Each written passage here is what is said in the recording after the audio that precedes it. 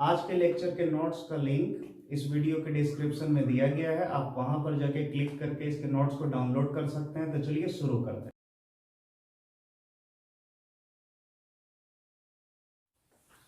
Hello students, तो आज हम लोग यूनिट 1 यानी इलेक्ट्रोस्टैटिक्स का लेक्चर 4 करने वाले हैं। जो बच्चे भी लेक्चर 1 से 3 तक नहीं किए होंगे तो वो क्या कीजिएगा, इस जगह में आई बटन में लिंक दे देंगे लेक्चर 1 से 3 तक, वहां पर क्लिक करके आप उस नोट्स उस लेक्चर को देख सकते हैं। ठीक है, तो चलिए देखते हैं। तो आज जो हम लोग यूनिट 1 यानी इलेक्ट्रोस्टैटिक्स का लेक्चर 4 करेंगे, इस लेक्चर 4 में आज हम लोग पढ़ेंगे कूलम्ब्स लॉ। क्या पढ़ेंगे? Coulomb's law. और याद रखिए कूलम्ब्स लॉ बहुत ही ज्यादा इंपॉर्टेंट है। चलिए स्टार्ट करते हैं। तो हम लोग का जो हेडिंग है आज का वो है कूलम्ब्स लॉ।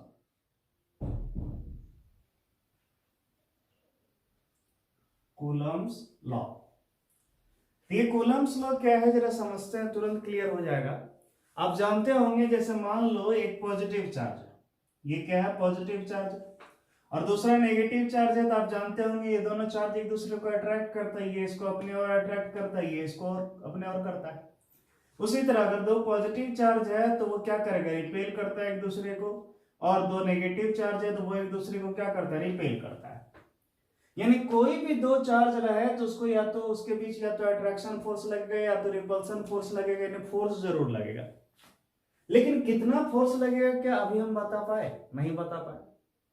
तो कूलम्ब जो है, कूलम्ब ने एक लॉ दिया था, उस लॉ से हम क्या कर सकते हैं, दो पॉइंट चार्ज के बीच कितना फोर्स लगता है उस फोर्स को हम बता सकते हैं। जरा ध्यान समझिएगा, यानी दो इलेक्ट्रिक चार्ज के बीच जो फोर्स लगता है उसको बोलते हैं इलेक्ट्रिक फोर्स। और याद रखिए कूलम्ब का लॉ इलेक्ट्रिक फोर्स का वैल्यू बताता है। क्या बताता है? वैल्यू। तो चलिए समझते हैं ये क्या है। जैसे मान लो ये एक पॉइंट चार्ज है, इसका मैग्नीट्यूड है Q1। क्या है? Q1। एक दूसरा चार्ज है, इसका मैग्नीट्यूड कितना है? Q2। और दोनों पॉइंट चार्ज के बीच जो डिस्टेंस है वो कितनी है? R। समझिए जरा ध्यान से, हम दो पॉइंट चार्ज लिए हैं Q1 Q2 और दोनों के बीच का डिस्टेंस कितना है? R। तो डेफिनेट है अगर दोनों पॉजिटिव होगा तो एक दूसरे इस दोनों के बीच रिपल्सिव फोर्स लगेगा, दोनों नेगेटिव रहेगा तो भी रिपल्सिव फोर्स लगेगा, एक पॉजिटिव एक नेगेटिव रहेगा तो अट्रैक्टिव फोर्स लगेगा। लेकिन फोर्स तो जरूर लगेगा चाहे कोई भी चार्ज हो। तो याद रखिएगा यहां पर जो फोर्स लग रहा है दो पॉइंट चार्ज के बीच, ये कितना लग रहा है इसको बताने के लिए क्या किया था, कूलम्ब ने एक लॉ दिया था जिसको कहते हैं कूलम्ब्स लॉ। तो चलिए समझते हैं इसने क्या कहा था। तो कहना था कूलम्ब का कि दो पॉइंट चार्ज के बीच लगने वाला फोर्स यानी F डायरेक्टली प्रोपोर्शनल होगा किसके? दोनों पॉइंट चार्ज का जो मैग्नीट्यूड है यानी Q1 इंटू Q2 के प्रोडक्ट के। ठीक है, तो इसको इक्वेशन 1 मान लेते हैं। एंड फिर क्या कहा था समझिए, कहा था कि दो पॉइंट चार्ज के बीच लगने वाला जो फोर्स रहेगा F वो इनवर्सली प्रोपोर्शनल रहेगा दोनों के बीच का जो डिस्टेंस है उसके स्क्वायर का। ठीक है, इसको इक्वेशन 2 मान लेते हैं। तो यहां डायरेक्टली प्रोपोर्शनल का मतलब है अगर दोनों का मैग्नीट्यूड का जो प्रोडक्ट है इसका वैल्यू बढ़ाएंगे तो फोर्स भी बढ़ेगा, और यहां पर मतलब है ये इनवर्सली प्रोपोर्शनल का डिस्टेंस बढ़ाएंगे तो फोर्स क्या होगा? घटेगा। तो हम क्या कर रहे हैं, दोनों इक्वेशन को मिला रहे हैं। फ्रॉम इक्वेशन 1 एंड 2, इक्वेशन 1 और 2 ले रहे हैं। ध्यान से देखिए, F is directly proportional to Q1 into Q2 and inversely proportional to क्या? R square. दोनों इक्वेशन को मिला दें। अब जरा ध्यान से देखो, ये प्रोपोर्शनल का साइन है, इसको हटा के अगर हम इक्वल का साइन लगाएंगे तो कांस्टेंट आएगा। तो यहां पर इक्वल का साइन लगा दिए, कांस्टेंट क्या आ गया? K। क्या आ गया? K। तो क्या हो जाएगा? K Q1 into Q2 by R square. ये हो गया फॉर्मूला। ये क्या हो गया? फॉर्मूला। तो ये जो K है ये है प्रोपोर्शनलिटी कांस्टेंट। क्या है? Proportionality constant, where K equal to क्या है? Proportionality constant. और इस K का वैल्यू जब देखा गया तो इसका वैल्यू आया कितना? 1/4 पाई एप्सिलॉन नॉट। कितना? 1/4 पाई एप्सिलॉन नॉट।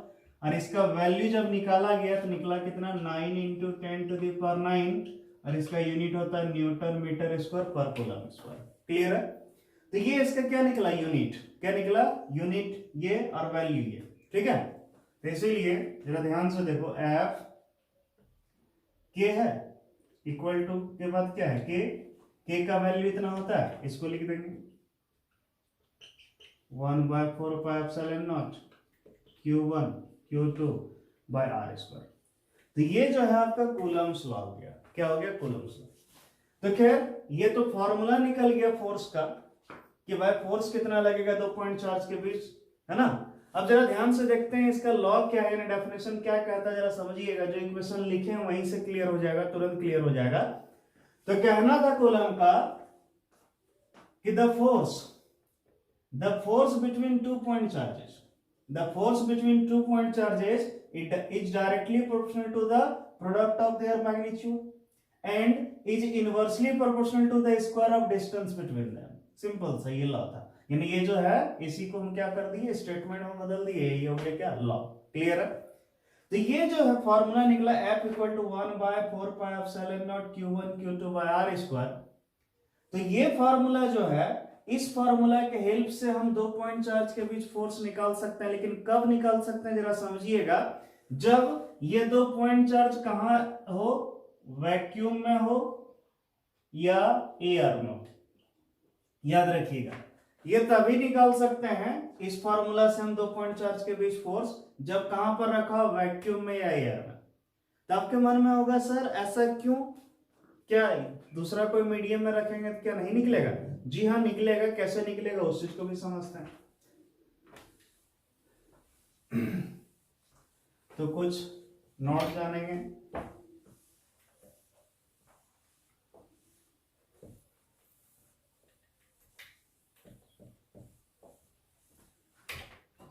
तो ध्यान से देखिए नोट।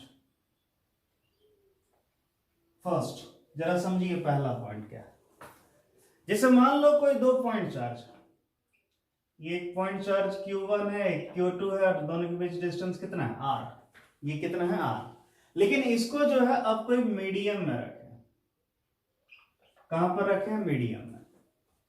और जिस मीडियम में रखें उस मीडियम का जो परमिटिविटी है वो है एप्सिलॉन है। कितना है? एप्सिलॉन है।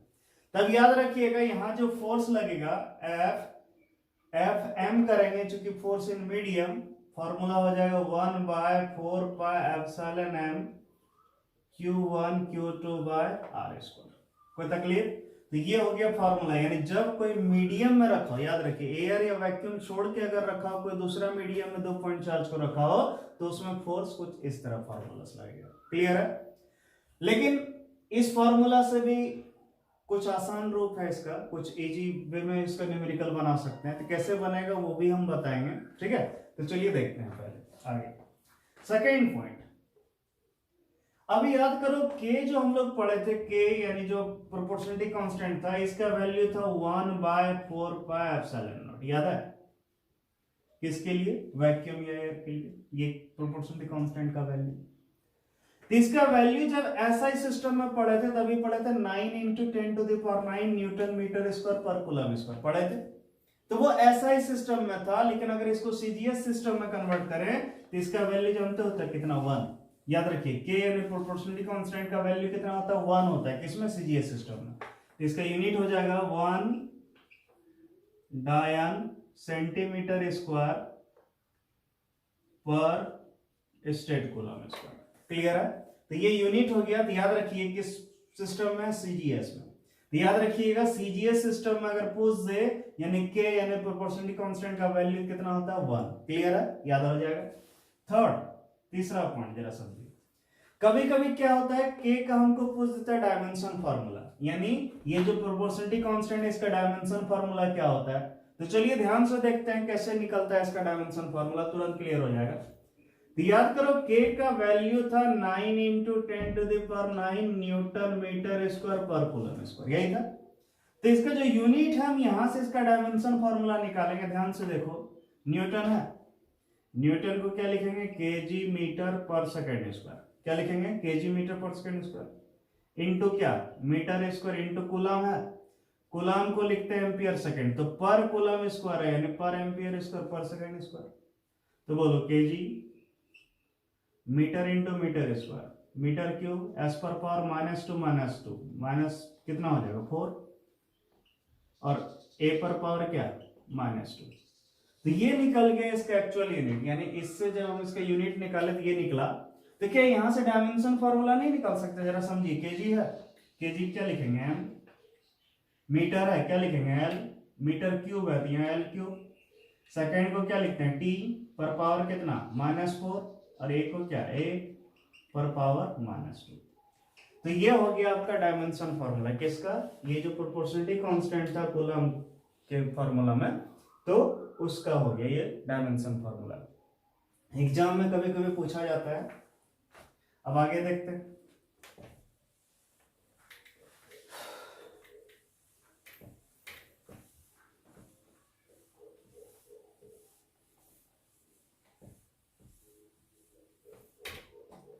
चलिए देखते हैं फोर्थ पॉइंट, ठीक है, कितना फोर्थ। तो जो अभी हम लोग पढ़ रहे थे याद करो, फोर्स F इक्वल टू कितना 1/4πε0 Q1 Q2/r²। तो ये जो फोर्स था ये किसके बीच था, दो पॉइंट चार्ज के बीच लगने वाला फोर्स। और याद रखिए दो पॉइंट चार्ज के बीच जो लगने वाला फोर्स होता है उसको क्या बोलते हैं हम लोग, इलेक्ट्रिक फोर्स। क्या बोलते हैं, इलेक्ट्रिक फोर्स।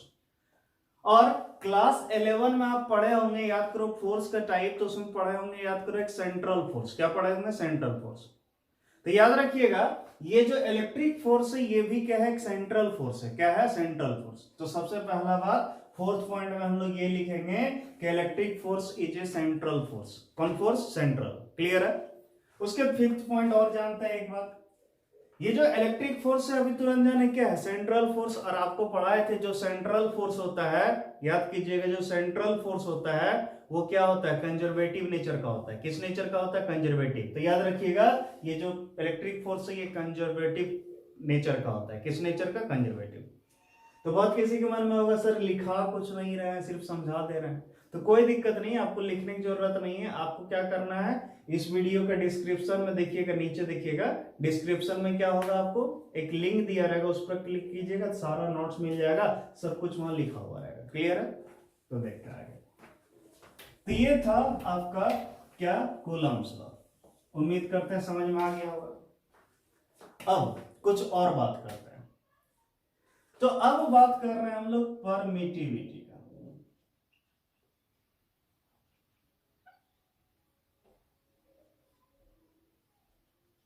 परमिटिविटी क्लियर है।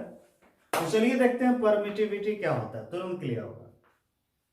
जैसे इमेजिन करो ये एक पॉइंट चार्ज Q1 है, ये Q2 है, इसके बीच डिस्टेंस R है, और इसको कहां रखें, एयर में रखें या वैक्यूम में रखें। चलो मान लो वैक्यूम में रखें, एयर में रखो या वैक्यूम में रखो, सेम फोर्स लगने वाला है। तो ये Q1 Q2 है, इसके बीच डिस्टेंस R है, और ये कहां रखा, वैक्यूम में। इस वैक्यूम में रखे तो मान लो यहां फोर्स लग रहा है इसके बीच कितना, 81 न्यूटन। कितना, 81 न्यूटन।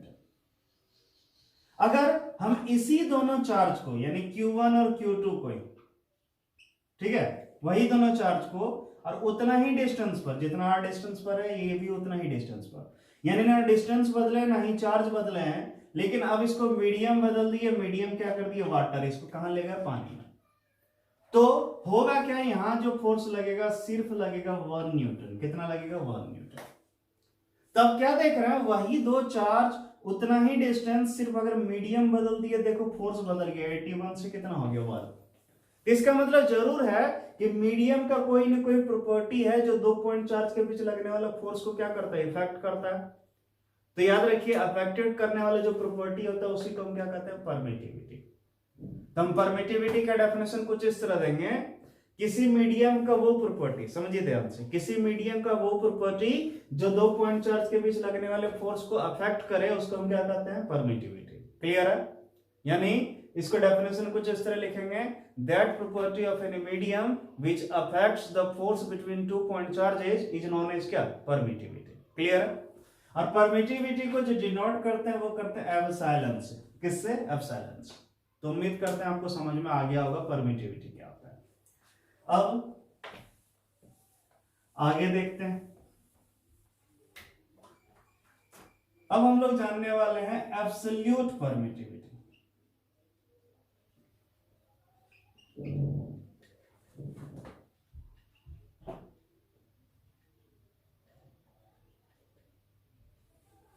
तो तो एब्सोल्यूट परमिटिविटी क्या होता है जरा ध्यान से समझिए, तुरंत क्लियर हो जाएगा। जो ये परमिटिविटी है तो ये भी वही परमिटिविटी है, लेकिन यहाँ एब्सोल्यूट लगा तो एब्सोल्यूट से क्या मतलब है जरा समझिएगा। जैसे मान लो अगर हम वैक्यूम ले लें, क्या ले लें, वैक्यूम, जिसको हम फ्री स्पेस भी कहते हैं। क्या कहते हैं, फ्री स्पेस। तो याद रखिए वैक्यूम या फ्री स्पेस, ठीक है, याद रखिए वैक्यूम या फ्री स्पेस का जो परमिटिविटी होता है उसी परमिटिविटी को कहते हैं एब्सोल्यूट परमिटिविटी, और इसको डिनोट करते हैं एप्सिलॉन नॉट से। किससे, एप्सिलॉन नॉट। तो याद रखिएगा हम क्या बोलेंगे इसका definition, the permittivity of vacuum और free space, the permittivity of vacuum और free space is known as absolute permittivity, it is denoted by epsilon naught. Clear, किससे, एप्सिलॉन नॉट से। और याद रखिएगा एप्सिलॉन नॉट इसका वैल्यू फिक्स होता है, कितना होता है 8.85 into 10 to the power minus 12। कितना होता है 8.85 into 10 to the power minus 12, और इसका यूनिट होता है वो पर न्यूटन पर metre square coulomb square. Clear है, या इसी को हम कह सकते हैं फराड पर मीटर। क्या होता है, फराड पर मीटर। और ये जो वैल्यू है आपको याद रख लेना है, क्यों, समझिए एग्जाम में डायरेक्ट पूछा जाता है ऑब्जेक्टिव में या फिर 1 मार्क्स वाला क्वेश्चन में कि the value of absolute permittivity is, यानी इतना आपको याद रखना चाहिए। तो ये था आपका एब्सोल्यूट परमिटिविटी जो आपको क्लियर हो गया होगा। अब बात करते हैं रिलेटिव परमिटिविटी।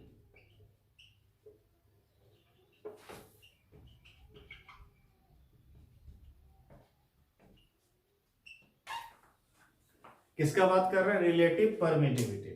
तो चलिए समझते हैं रिलेटिव परमिटिविटी क्या होता है, तुरंत क्लियर हो जाएगा। ये जो एब्सोल्यूट है, एब्सोल्यूट मतलब जो किसी दूसरे पे डिपेंड नहीं करे, ये खुद ही रहे, ठीक है, इसको कहते हैं एब्सोल्यूट। लेकिन यहाँ रिलेटिव, यानी ये किसी पे डिपेंड करे। तो जरा समझिए क्या होता है। रिलेटिव परमिटिविटी को डिनोट करते हैं एप्सिलॉन आर से, यार इसका फॉर्मूला होता है, ध्यान से देखो, epsilon m by epsilon naught. तो ये जो एप्सिलॉन एम है जरा समझिएगा, एप्सिलॉन एम मतलब permittivity of medium, permittivity of any medium, यानी कोई मीडियम का, जैसे वाटर का वगैरह का, वाटर का ले लो, ठीक है, ऑयल का ले लो, कोई भी मीडियम। और ये जो एप्सिलॉन नॉट है ये तो अभी जाने एब्सोल्यूट परमिटिविटी, यानी किसका, वैक्यूम का। किसका, वैक्यूम का परमिटिविटी। तो हम कुछ इस तरह डिफाइन करेंगे, किसी मीडियम का परमिटिविटी और वैक्यूम के परमिटिविटी का जो रेशियो होता है उसी को हम क्या कहते हैं, रिलेटिव परमिटिविटी। तो कुछ इस तरह डिफाइन करेंगे, जरा सुनिएगा, the ratio of permittivity of any medium to the permittivity of vacuum is known as क्या, रिलेटिव परमिटिविटी। क्लियर है, फिर समझते हैं, the permittivity of any medium, sorry, the ratio of permittivity of any medium to the permittivity of vacuum is known as क्या, relative permittivity. इसको denote कैसे करते हैं, एप्सिलॉन आर से। तो ये क्लियर हो गया। अब हम लोग जान रहे हैं dielectric constant.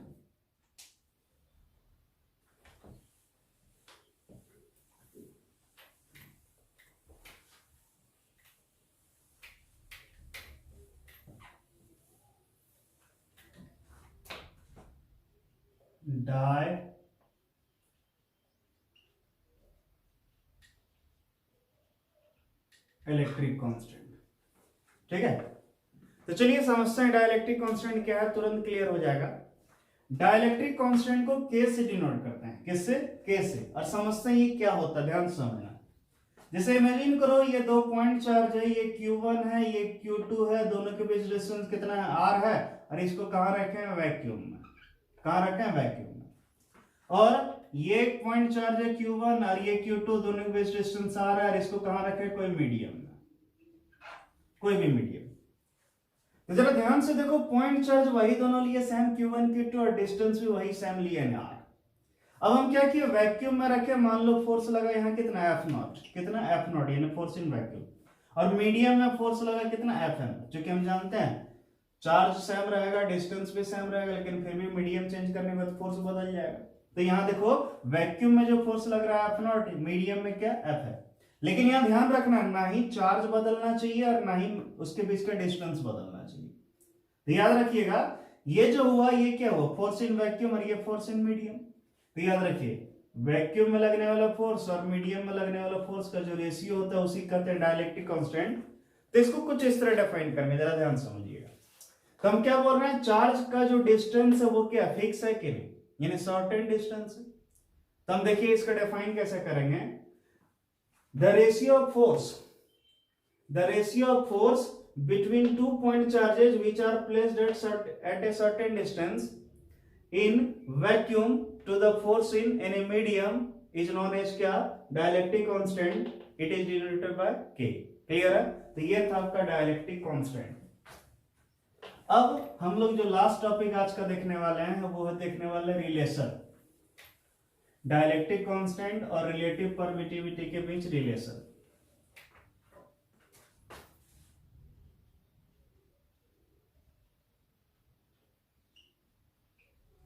Relation between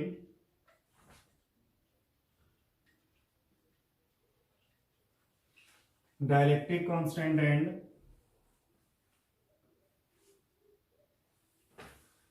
relative permittivity।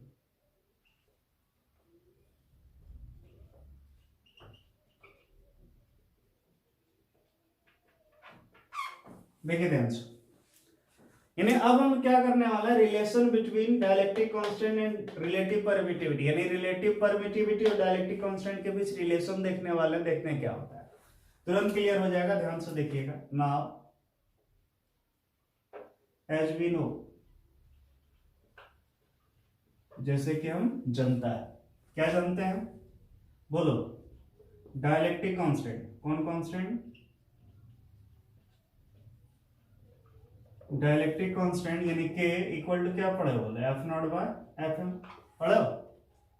But जरा समझिएगा, ये जो एफ नॉट है यानी वैक्यूम में लगने वाला फोर्स, इसका फॉर्मूला होता है 1/4 pi epsilon naught Q1 Q2 by R square, पढ़े होगे।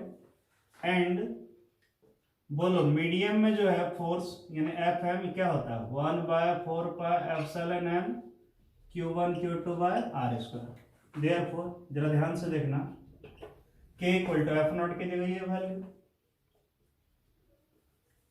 1/4 pi epsilon naught Q1 Q2 by R square. Ratio में यानी नीचे एफ एम, इसको नीचे ना लिख करके अगर इनटू कर दें एफ एम का वैल्यू को तो पलट जाएगा, तो हो जाएगा 4 pi epsilon m by 1 into R square by Q1 into Q2। अब देखो कौन कौन जा रहा है, R square cancel, Q1 Q2 cancel, 4 pi cancel, यहां बचा क्या, एप्सिलॉन एम, यहां क्या बचा, एप्सिलॉन नॉट। तो K इक्वल टू बचा एप्सिलॉन एम बाय क्या, एप्सिलॉन नॉट। बट अगर थोड़ा बहुत याद हो, epsilon m by epsilon naught को हम कहते थे एप्सिलॉन आर, क्या कहते थे, एप्सिलॉन आर, और इसी का नाम था क्या, रिलेटिव परमिटिविटी। क्या नाम था, रिलेटिव परमिटिविटी। देयरफॉर हम लिख सकते हैं K इक्वल टू बोलिए इसके जगह क्या, एप्सिलॉन आर। यहां से प्रूव हो गया, क्या प्रूव हुआ जरा ध्यान से देखिए। तो प्रूव ये हुआ कि डायलेक्ट्रिक कांस्टेंट और रिलेटिव परमिटिविटी दोनों का वैल्यू क्या होता है, इक्वल होता है, सेम होता है। क्लियर है? तो याद रखिए, इसीलिए जब न्यूमेरिकल हम लोग बनाएंगे तो कहीं कहीं पर क्या होगा, डायलेक्ट्रिक कांस्टेंट की जगह रिलेटिव परमिटिविटी भी ले सकते हैं, या फिर रिलेटिव परमिटिविटी की जगह डायलेक्ट्रिक कांस्टेंट भी ले सकते हैं। तो याद रखना है, रिलेशन ये है डायलेक्ट्रिक कांस्टेंट रिलेटिव परमिटिविटी के बीच कि दोनों क्या है, इक्वल है। तो चलिए आज के लिए इतना ही, ठीक है। तो अब देखते हैं हम लोग इसका अगला लेक्चर 5 जो होगा उसमें हम लोग इसका न्यूमेरिकल देखेंगे, ठीक है। तो चलिए आज के लिए इतना ही, थैंक यू।